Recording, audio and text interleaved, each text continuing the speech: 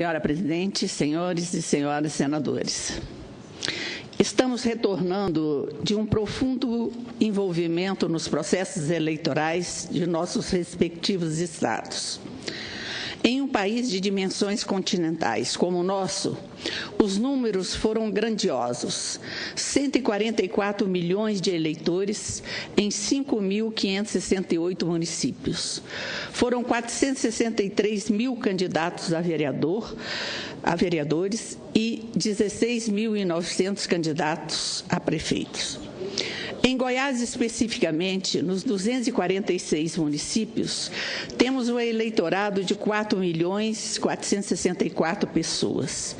Tivemos 701 candidatos a prefeitos e 19.835 candidatos a vereadores.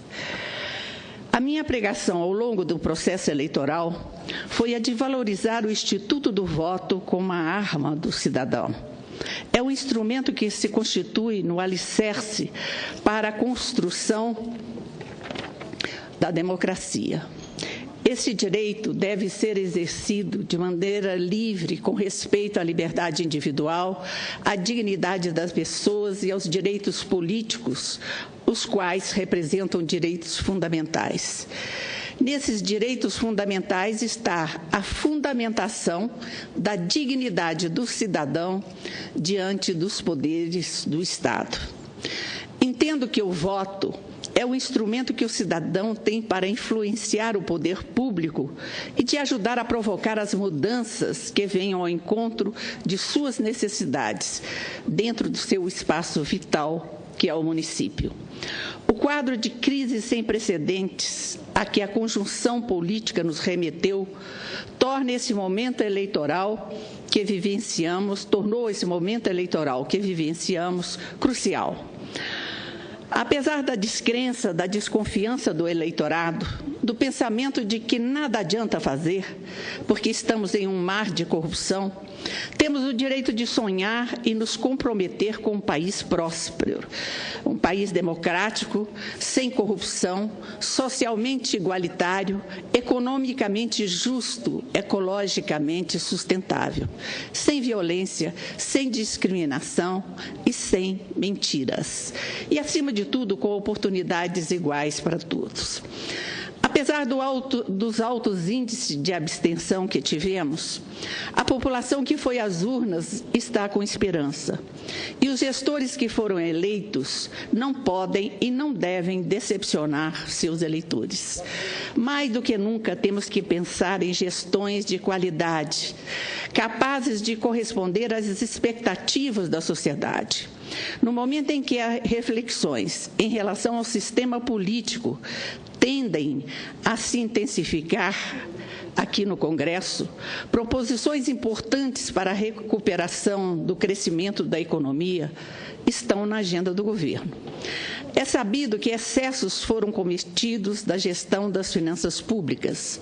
A má gestão dos recursos do erário produziram desequilíbrios acentuados na economia, gerando uma crise de confiança e agravando nossa condição de crescer, gerar emprego e reduzir as desigualdades. A solução para o quadro fiscal passa por uma sinalização firme do governo quanto à sua intenção de adequar o ritmo do crescimento das despesas à evolução das receitas de arrecadação. Os remédios que teremos que discutir e votar neste plenário são, portanto, amargos, mas necessários para enfrentar a situação vivida pelo país. O assustador número de desempregados, aliado ao preocupante número de eleitores que se abstiveram, acendem o sinal de alerta para os administradores municipais.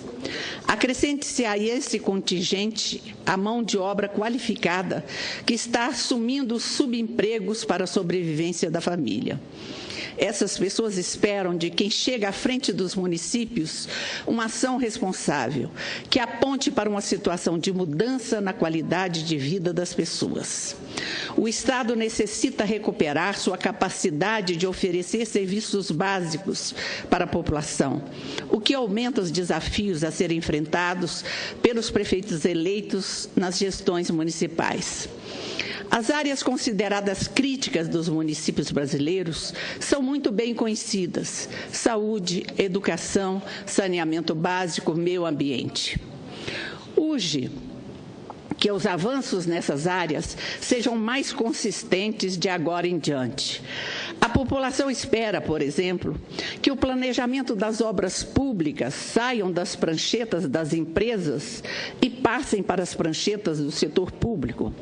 Espera que as obras sejam mais para melhorar a qualidade dos serviços públicos e menos para atender o apetite daqueles que são usuários dos constantes aditivos de obras ociosas que consomem o dinheiro do contribuinte e são inadministráveis. A população espera que o asfalto das ruas não desmanche na primeira chuva, que o valor nutricional da merenda escolar seja melhorado pela produção das hortas e lavouras comunitárias. Os prefeitos hão de valorizar os CREAs como centro de atendimento social à comunidade nas suas necessidades básicas. Também devem ser valorizados os postos de saúde, com a devida estrutura física e de profissionais de saúde, com equipamentos multidisciplinar.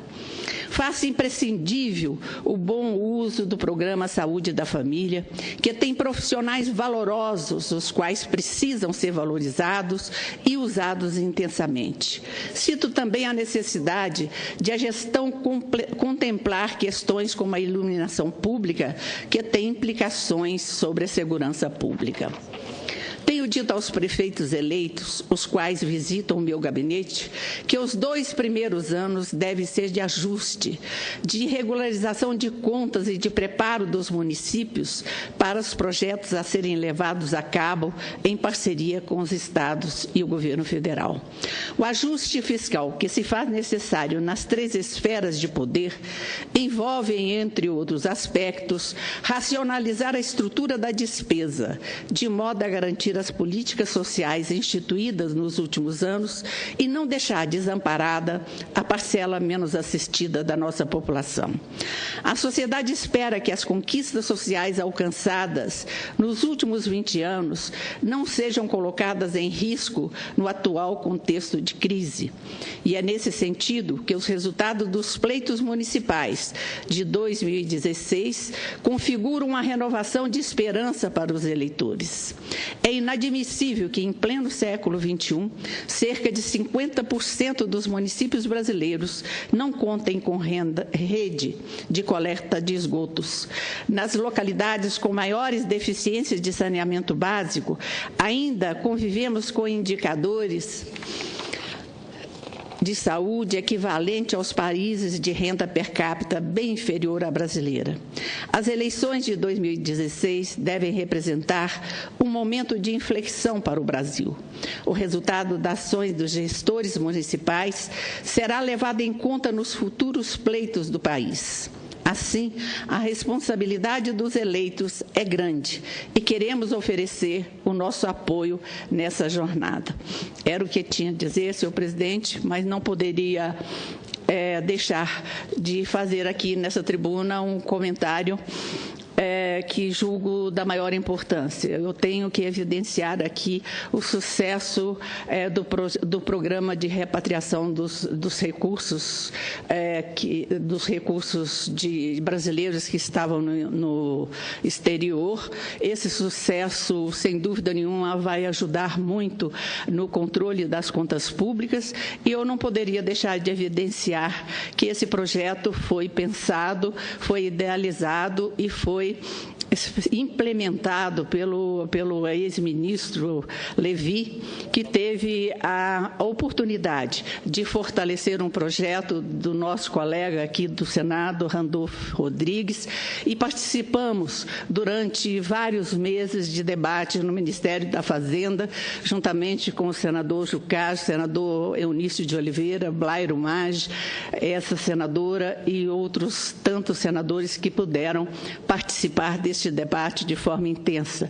Eu acredito que esse recurso vai aliviar um pouco mais a situação dos municípios e dos estados e vai propiciar que o nosso país possa, o mais rápido possível, entrar no ritmo que todos nós desejamos de gerar emprego e renda para a nossa gente. Muito obrigada, senhor presidente.